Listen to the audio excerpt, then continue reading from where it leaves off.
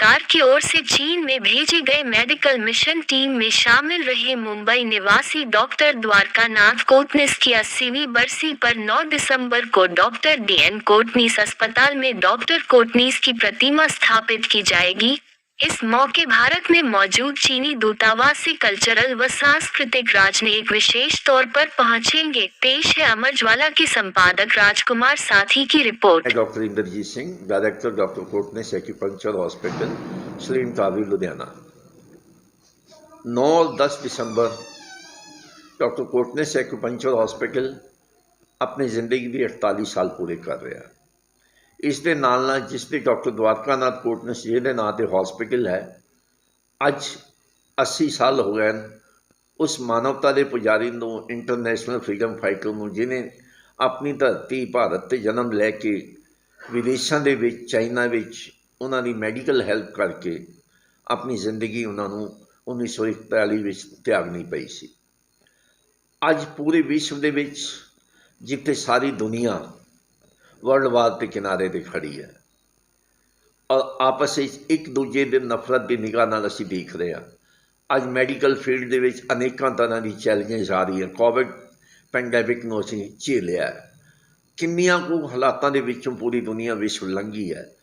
अज लोड़ है medical profession नूं उस महान डॉक्टर कोटनिस के दोबारा पद चिन्हां दे चलण लई, ताकि उस तरह के उहदे मिशन नूं अगे लिजाया जा सके। 80 साल पूरे होने के बावजूद भी अज चीन की सरकार होवे या चीन के लोगों की गल करते हैं तो अज भी वो डॉक्टर द्वारकानाथ कोटनिस के नाँ के उपर अपना सिर झुकाते हैं। जदों भी हिंदुस्तान के विच चाहे चाइना का कोई प्राइम मिनिस्टर आता है, चाहे प्रेजिडेंट आता है, जिथे वो सरकारां दे प्राइम मिनिस्टर नाल, प्रेजिडेंट नाल मुलाकात होंदी है, वो अपनी श्रद्धा के संबंध को देने लई डॉक्टर द्वारकानाथ कोटनिस के विच घर महाराष्ट्र में जरूर जाते हैं। इत्थों ये लगता है कि अज किन्ना कू चाइना विच डॉक्टर कोटनिस का नाम जानिया जाता है। 2 दिन दे विच 9 दिसंबर नूं असीं अज उस महान देश भगत दे याद दे विच हॉस्पिटल कैंपस विच उहदी प्रतिमा स्थापित करन जा रहे हैं, जिसका उद्घाटन चीन के दूतावास तो 5 डिप्लोमेट्स, जिहदे विच मिनिस्टर कल्चर अफेयर्स एम्बैसी दे मिस्टर वांग छीमिंग आ रहे हैं अपने नाल। उन्होंने नाल 3 उन्होंने साथी आ रहे हैं, आके उन्होंने कोटनिस की जिथे प्रतिमा का अनावरण करेंगे तो अपने श्रद्धा के फुल समर्पित करेंगे। उत्थे साडे लुधियाने दे मैं MLA साहिबान, जिहदे विच इह सारा प्रोग्राम चौधरी मदन लाल जी बग्गा जी की रहनुमाई होएगा। पप्पी पराशर जी साडे कोल सेंटर के जिहड़े MLA है वो आएंगे, रजिंदर कौर मैडम छीना जी आएंगे, तो साडा तीसरा दलजीत सिंह जी भोला जी विशेष तौर पर आएंगे। 9 तरीक नूं जिहड़ा असीं कैंप ला रहे हैं वो तो फ्री ऑफ कॉस्ट है। अज साइंस एलोपैथी ने बहुत तरक्कियां की, बहुत सारी प्रॉब्लम, पर अजे भी बहुत कुछ करने की लोड़ है। अज ये चीज़ साबित हो चुकी है। इसके WHO ने भी साबित करता है कि जिहड़ी साडी रिवायती चिकित्सा पद्धतियां से, जिहदे विच एक्यूपंक्चर, योगा, नैचुरोपैथी, आयुर्वैदिक है, इहदे नाल असीं लोगों नूं चंगी सेहत मुहैया करा सकते हैं। जिहदे विच जदों लिस्ट के नाम ते अंदर WHO सब ना पहले एक्यूपंक्चर नूं मानता देने की गल कर। भारत सरकार ने भी 1919 विच एक्यूपंक्चर नूं एक इंडिपेंडेंट सिस्टम के रूप में मानता देने लई नोटिफिकेशन जारी किया। महाराष्ट्र सरकार ने भी एक्यूपंक्चर नूं मानता दी, बंगाल ने भी इन्हूं एक्यूपंक्चर नूं मानता दी है।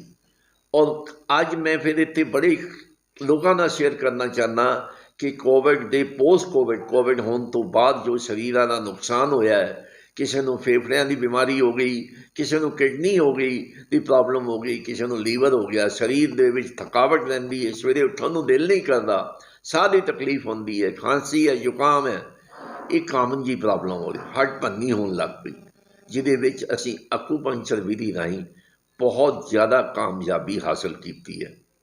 इस दे राहीं एक्यूपंक्चर जिहड़ा एक बहुत वाल जिन्नी बरीक सूई होंदी है, ਜਿਹੜੇ ਖਾਸ ਬਿੰਦੂਆਂ ਦੇ ਉੱਤੇ ਸਰੀਰ ਦੇ ਵਿੱਚ ਲਾ ਕੇ ਅਸੀਂ ਐਕੂਪੰਕਚਰ ਰਾਹੀਂ ਪੇਸ਼ੈਂਟ ਨੂੰ ਨਿਰਯੋਗ ਬਣਾਉਂਦੇ ਹਾਂ। ਔਰ ਅਸੀਂ ਇੱਥੇ ਦੱਸਣਾ ਚਾਹੁੰਦੇ ਹਾਂ ਕਿ ਐਕੂਪੰਕਚਰ ਇੱਕ ਐਸੀ ਵਿਧੀ ਹੈ ਜਿਹਦੇ ਵਿੱਚ ਬਾਰ-ਬਾਰ ਦਵਾਈ ਖਾਣ ਦੀ, ਬਾਰ-ਬਾਰ ਸਰਜਰੀਕਲ ਦੇ ਉੱਤੇ ਸਿਰਫ ਕਰਕੇ ਵੀ ਨਹੀਂ ਪ੍ਰੋਬਲਮਸ ਹੱਲ ਹੁੰਦੀਆਂ। ਉੱਥੇ ਐਕੂਪੰਕਚਰ ਜਿਹੜੀਆਂ ਮੇਜਰ ਡਿਜ਼ੀਜ਼ ਹੈਗੇ, ਜੁਆਇੰਟਸ ਪੇਨ ਹੈ, ਸਾਹ ਦੀ ਪ੍ਰੋਬਲਮ ਹੈ, ਅਧਰੰਗ ਹੈਗਾ, ਜਿਹਦੇ ਵਿੱਚ ਦਮਾ ਖਾਂਸੀ, ਆਪਾਂ ਕਹਿੰਦੇ ਆਮ ਕਹਾਵਤ ਹੈ ਦਮਾ ਦਮ ਨਾਲ ਨਹੀਂ ਜਾਂਦਾ ਪਰ ਐਕੂਪੰਕਚਰ ਨੇ ਸਾਬਿਤ ਕਰ ਦਿੱਤਾ ਹੈ ਕਿ ਦਮੇ ਦਾ ਇਲਾਜ ਪਰਮਾਨੈਂਟ ਐਕੂਪੰਕਚਰ ਦੇ ਸਕਦਾ ਹੈ। ਔਰ WHO ਨੇ ਵੀ ਇੱਕ ਨਾਅਰਾ ਦਿੱਤਾ ਹੈ ਕਿ 2023-24 ਤੱਕ ਅਸੀਂ ਲੋਕਾਂ ਨੂੰ ਅਗਰ ਚੰਗੀ ਸਿਹਤ ਦੇਣੀ ਹੈ ਤੇ ਐਕੂਪੰਕਚਰ ਜਿਹੀ ਚਿਕਿਤਸਾ ਪੱਧਤੀ ਤੋਂ ਸਾਨੂੰ ਅੱਗੇ ਲਿਆਉਣਾ ਪਏਗਾ। ਐਕੂਪੰਕਚਰ ਇੱਕ ਐਸਾ ਸਾਧਨ ਹੈ ਜਿਹਦੇ ਨਾਲ ਇਕਨੋਮਿਕਲੀ ਸੇਫ, ਕਿਸੇ ਤਰ੍ਹਾਂ ਦਾ ਕੋਈ ਨੁਕਸਾਨ ਨਹੀਂ ਹੁੰਦਾ, ਬੜਾ ਹੀ ਸਸਤੇ ਰੂਪ ਵਿੱਚ ਆਪਾਂ ਟ੍ਰੀਟਮੈਂਟ ਕਰ ਸਕਦੇ ਹਾਂ। ਇੱਥੋਂ ਤੱਕ ਕਿ ਸਾਡੀ ਸਰਕਾਰਾਂ ਦੇ ਉੱਤੇ ਜਿਹੜਾ ਸਿਹਤ ਵਿਭਾਗ ਦੇ ਉੱਪਰ ਫਾਈਨੈਂਸ਼ੀਅਲ ਬਜਟ ਜਿਹੜਾ ਹੈ ਉਹ ਵੀ 25-30% ਘਟਾਇਆ ਜਾ ਸਕਦਾ ਹੈ। ਇਹ ਡਰੱਗਲੈਸ ਥੈਰੇਪੀ ਹੈ। ਮੈਂ ਇੰਨਾ ਹੀ ਲੋਕਾਂ ਨੂੰ ਅਪੀਲ ਕਰੂੰਗਾ ਕਿ ਕੱਲ੍ਹ ਅਸੀਂ ਇੱਥੇ ਫ੍ਰੀ ਡਾਕਟਰ ਕੋਟਨੇਸ ਦੀ ਯਾਦ ਦੇ ਵਿੱਚ ਕੈਂਪ ਲਾਉਣ ਜਾ ਰਹੇ ਹਾਂ, ਜਿੱਥੇ ਹਰ ਬਿਮਾਰੀ ਦਾ ਇਲਾਜ। 10 ਤਰੀਕ ਨੂੰ ਇੱਕ ਰਾਸ਼ਟਰੀ ਸੈਮੀਨਾਰ ਐਕੂਪੰਕਚਰ ਦੇ ਉੱਤੇ ਹੈ। ਅਸੀਂ ਇਸ ਦੱਸਣਾ ਚਾਹੁੰਦੇ ਹਾਂ ਕਿ ਉਹਦੇ ਵਿੱਚ 150 ਤੋਂ ਵੱਧ ਭਾਰਤ ਦੇ ਵੱਖ-ਵੱਖ ਜ਼ਿਲ੍ਹਿਆਂ ਤੋਂ ਡਾਕਟਰ ਸਟੇਟਾਂ ਤੋਂ ਆ ਰਹੇ ਹਨ, ਜਿਹਦੇ ਵਿੱਚ ਅਸੀਂ ਇਸ ਐਕੂਪੰਕਚਰ ਸਿਰਫ ਦੂਜੀਆਂ ਹੀ ਨਹੀਂ, ਕ੍ਰਿਟੀਕਲ ਡਿਜ਼ੀਜ਼ ਵਿੱਚ ਵੀ ਠੀਕ ਹੁੰਦਾ ਹੈ। ਜਿਹਦੇ ਵਿੱਚ ਸਾਡੇ ਲੋਹੀਆ ਜੀ ਬੰਬੇ ਤੋਂ ਆ ਰਹੇ ਨੇ ਸਪੈਸ਼ਲ, ਉਹਨਾਂ ਨੇ ਕੈਂਸਰ ਆਫ ਬ੍ਰੇਨ ਦੇ ਟਿਊਮਰ ਦੇ ਉੱਤੇ ਐਕੂਪੰਕਚਰ ਨਾਲ ਬਹੁਤ ਜ਼ਿਆਦਾ ਕਾਮਯਾਬੀ ਹਾਸਲ ਕੀਤੀ। ਉਹ ਆਪਣਾ ਦੂਸਰੇ ਡਾਕਟਰਾਂ ਨਾਲ ਉਸ ਐਕਸਪੀਰੀਅੰਸ ਨੂੰ ਸ਼ੇਅਰ ਕਰਨਗੇ। ਅਨੀਸ਼ ਗੁਪਤਾ ਜੀ ਹੈਗੇ ਨੇ ਸਾਡੇ ਡਾਕਟਰ, ਜੋ ਰਾਜਸਥਾਨ ਕੋਟੇ ਤੋਂ ਹੈ। ਉਹਨਾਂ ਨੇ ਇੱਕ ਟੈਕਨੀਕ ਧਾਗਾ ਜਿਹਾ ਪਾ ਕੇ ਐਕੂਪੰਕਚਰ ਪੁਆਇੰਟਸ 'ਤੇ ਸਾਹ ਦੀ ਬਿਮਾਰੀ ਨੂੰ ਪਰਮਾਨੈਂਟਲੀ ਹੱਲ ਕੀਤਾ ਹੈ। ਜਿਹਦੇ ਵਿੱਚ ਇਨਫਰਟੀਲਿਟੀ, ਅੱਜ ਨਸ਼ੇ ਦੀ ਪ੍ਰੋਬਲਮ ਪੰਜਾਬ ਦੇ ਵਿੱਚ ਬਹੁਤ ਜ਼ਿਆਦਾ ਵਧ ਰਹੀ, ਜਿਹਦੀ ਵਜ੍ਹਾ ਨਾਲ ਸਿੰਥੈਟਿਕ ਨਸ਼ੇ ਨਾਲ ਲੋਕਾਂ ਵਿੱਚ ਨਪੁੰਸਕ ਬਣਦੇ ਜਾ ਰਹੇ, ਬੱਚਾ ਨਹੀਂ ਹੋ ਪਾਉਂਦਾ। ਉਹਦੇ ਵਿੱਚ ਵੀ ਐਕੂਪੰਕਚਰ ਕਾਫੀ ਯੋਗਦਾਨ ਸਾਬਤ ਹੋਇਆ। ਉਹਦੇ ਲਈ ਡਾਕਟਰ ਕੁਮਾਰ ਲਖਨਊ ਤੋਂ ਸਪੈਸ਼ਲ ਇਸ ਚੀਜ਼ ਨੂੰ ਆਪਣਾ ਐਕਸਪੀਰੀਅੰਸ ਹੈ। ਦਿੱਲੀ ਦੇ ਵਿੱਚ ਐਕੂਪੰਕਚਰ ਦੇ ਮਾਹਿਰ ਡਾਕਟਰ ਪਦਮ ਸ਼੍ਰੀ ਡਾਕਟਰ ਰਮਨ ਕਪੂਰ ਜੀ ਆ ਰਹੇ, ਜੋ ਆਪਣਾ ਐਕੂਪੰਕਚਰ ਦੀ ਜਨਰਲ ਬਿਮਾਰੀਆਂ ਦੇ ਉੱਤੇ ਟ੍ਰੀਟਮੈਂਟ ਦਾ ਸ਼ੇਅਰ ਕਰਨਗੇ ਵੀ। ਲੁਧਿਆਣੇ ਤੋਂ ਸਾਡੇ ਵੱਲੋਂ ਪਿਛਲੇ 2 ਸਾਲਾਂ ਵਿੱਚ ਜੋ ਪੋਸਟ ਕੋਵਿਡ ਦੇ ਕੰਪਲੀਕੇਸ਼ਨ ਕੇਸਿਸ ਦੇ ਵਿੱਚ ਅਸੀਂ ਜੋ ਰਿਜ਼ਲਟ ਹਾਸਲ ਕੀਤਾ ਹੈ, ਇੱਕ ਨਵੀਂ ਟੈਕਨੀਕ ਪੈਦਾ ਕੀਤੀ ਜਿਹਨੂੰ ਅਸੀਂ ਮਾਡਰਨ ਲੌਂਗ ਐਕਟੀਵੇਟ ਐਕੂਪੰਕਚਰ ਪੁਆਇੰਟ ਨਾਲ ਲੋਕਾਂ ਨੂੰ ਤੰਦਰੁਸਤ ਦੇਣ ਦੀ ਕੋਸ਼ਿਸ਼ ਕਰ ਰਹੇ ਹਾਂ। ਇੱਥੇ ਫ੍ਰੀ ਆਫ ਕਾਸਟ ਟ੍ਰੀਟਮੈਂਟ ਕੀਤਾ ਜਾਏਗਾ। ਔਰ ਉਹਦੇ ਵਿੱਚ ਜਿਹੜਾ ਹੈ 10 ਤਰੀਕ ਨੂੰ ਡਾਕਟਰਾਂ ਨੂੰ ਅਸੀਂ ਚਾਹੁੰਦੇ ਹਾਂ ਕਿ ਵੱਧ ਤੋਂ ਵੱਧ ਅਸੀਂ ਆਪਣਾ ਐਕਸਪੀਰੀਅੰਸ ਇੱਕ ਦੂਜੇ ਨੂੰ ਦਈਏ, ਤਾਂ ਕਿ ਲੋਕਾਂ ਨੂੰ ਅਸੀਂ ਚੰਗੀ ਇਕਨੋਮਿਕਲ सेहत मुहैया करा सकिए और डॉक्टर कोटनेस से उस मिशन को पूरा करें। धन्यवाद। मैं डॉक्टर अनीश गुप्ता हूँ, कोटा राजस्थान से। मैं acupuncture science association of India का राष्ट्रीय अध्यक्ष हूँ। मैं पिछले 32 साल से एक्यूपंक्चर प्रैक्टिस कर रहा हूँ। कोटा और बॉम्बे में मेरे 2 क्लिनिक्स हैं और इन 32 वर्षों में मैंने देखा कि एक्यूपंक्चर से शायद ही कोई ऐसी बीमारी हो जो नहीं ठीक होती।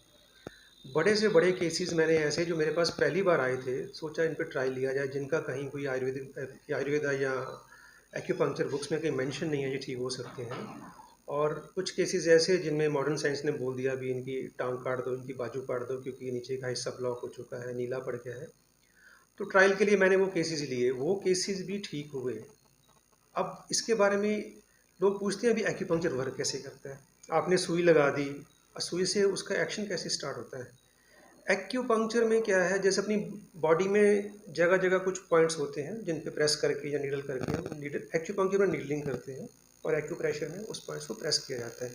नीडलिंग ज़्यादा इफेक्ट होती है क्योंकि डीप जाती है बॉडी के अंदर, डायरेक्टली नर्व को टच करती है और इसलिए उसका इम्पैक्ट ज़्यादा होता है। Hidden switches, we can call them hidden switch, एक तरह के ना छुपे हुए स्विचेस होते हैं। जैसे आपने लाइट या स्विच ऑन कर दिया और बल्ब ऊपर से जल रहा है, ये नहीं अभी आप बल्ब ऊपर से जला के आते हो। इस तरीके से बॉडी के अंदर हिडन स्विचेस है। उनको पुराने जो हमारे वैज्ञानिक थे या डॉक्टर्स थे, उन्होंने उनको आइडेंटिफाई किया अभी कहाँ कहाँ स्विचेस हैं, कहाँ कहाँ पॉइंट्स हैं। उसके हिसाब से पूरी की पूरी एक लिस्ट बनाई भी यहाँ प्रेस करने से या यहाँ प्रिक करने से, निडल लगाने से ये बीमारी ठीक होती है। इस तरीके से इस पद्धति का विकास हुआ और बहुत अच्छे अच्छे रिजल्ट्स आ रहे हैं। जैसे मेरा सबसे ज़्यादा मेन इसमें रहता है इम्पैक्ट अस्थमा एलर्जी के लिए। अस्थमा एलर्जी में इसका बहुत अच्छा रोल है। मैं पिछले 32 साल में कम से कम 2 लाख से ज़्यादा केसेस अस्थमा एलर्जी के मैं इस विधि से ठीक कर चुका हूँ। अब ये विधि इतनी एडवांस हो गई है, अभी एक्यूपंक्चर में पेशेंट को रोज़ आना नहीं पड़ता। जैसे अस्थमा एलर्जी के लिए चेस्ट में एक पॉइंट होता है, उस पॉइंट को हम थ्रेड डाल देते हैं। थ्रेड डालने की वजह से वो पॉइंट स्टिमुलेट हो जाता है, और स्टिमुलेट होने से क्या है, आपको पेशेंट को डेली आने की नीड नहीं पड़ती। उस पॉइंट को वो थ्रेड कंटिन्यूस 1 से 2 मिनट तक लगातार स्टिमुलेट करता रहता है। तो आप एक बार में ही अस्थमा से फ्री हो जाते हो। ऐसे और बहुत सारी प्रॉब्लम्स हैं जिनके बारे में हम कल विस्तार से चर्चा करेंगे, और उसके बारे में सारे और भी जो डॉक्टर्स हैं पूरे भारतवर्ष से आए हुए हैं उनके बारे में बताएंगे। ये तो मैंने 2-3 आपको जस्ट एग्जांपल दिया है भी ये कहाँ कैसे कैसे वर्क करता है। इंडिया में तो अभी एक्यूपंक्चर अभी ये कहना थोड़ा सा भी डेवलपिंग स्टेज पे है। विदेशों में, यूएसए में, कनाडा में और ऑस्ट्रेलिया में आप यहाँ पे जाएंगे तो उन कंट्रीज़ के अंदर तो एक्यूपंक्चर बहुत ज़्यादा एक्सपेंड कर चुका है। मेरे को भी 2015 में यूएसए जाने का मौका मिला, और वहाँ पे मैंने जिस तरीके से देखा, वहाँ की सरकार एक्यूपंक्चर को बहुत ज़्यादा प्रेफरेंस दे रही है, क्योंकि इससे उनकी कॉस्ट कटिंग कम हो गई। जो बीमारी उनकी मान लिया 10 लाख रुपए में ठीक होती थी, जैसे स्पॉन्डिलाइसिस है, आपका डिस्क स्लिप हो गया, सारा कुछ प्रॉब्लम्स ऐसी ऐसी होती हैं, उन पे उनके मेडिकल इंश्योरेंस कंपनीज उनका बहुत बड़ा बजट बनता था। एक्यूपंक्चर से सिर्फ वो 10% रह गया, और इसका कोई साइड इफ़ेक्ट नहीं है। सबसे बड़ी बात है, इसका कोई साइड इफ़ेक्ट नहीं है। हमारे शरीर के अंदर इतनी ऊर्जा है कि हम अपनी बीमारी को ठीक कर लें। बीमारी क्यों होती है? जब वो ऊर्जा का डिस्ट्रीब्यूशन सही नहीं होता, किसी पार्ट को ऊर्जा ज़्यादा जाती है, किसी पार्ट को कम जाती है। एक्यूपंक्चर में हम उसी ऊर्जा को नियंत्रित करके शरीर के हर भाग में ऊर्जा का प्रवाह सामान्य कर देते हैं। जब प्रवाह सामान्य हो जाता है तो हर एक पार्ट को, शरीर के हर एक अंग को ऊर्जा प्रॉपर वे में मिलती है और सही मात्रा में मिलती है, बीमारी गायब हो जाती है। यही शरीर का एक रूल है। शरीर पंच महाभूतों का बना हुआ है, और जो पंच महाभूत जब अपनी लाइन के अंदर, अलाइनमेंट के अंदर आ जाते हैं, बीमारी ठीक हो जाती है। यही एक्यूपंक्चर का सबसे बड़ा सिद्धांत है। धन्यवाद।